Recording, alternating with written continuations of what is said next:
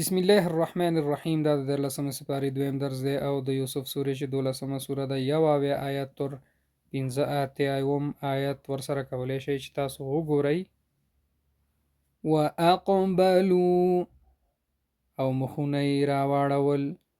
ماذا تفقدون څه دي هغه چې لټوئ تاسې، څه دي هغه چې لټوئ تاسې.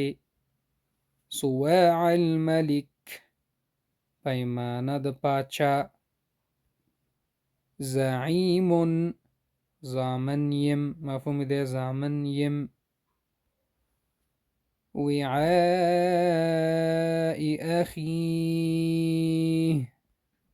سامان د ورور خپل. خلصو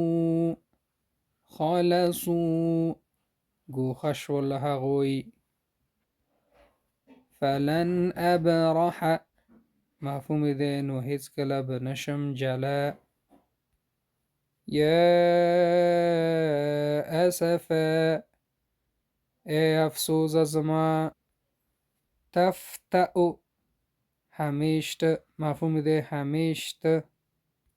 تفتأ همیشت مفهوم دی همیشت. حرضا مفهوم دی نجدې مرګ ته. امید دا درس هم زده شوی، نور همچنان شیر کړئ. الله مو مل شه.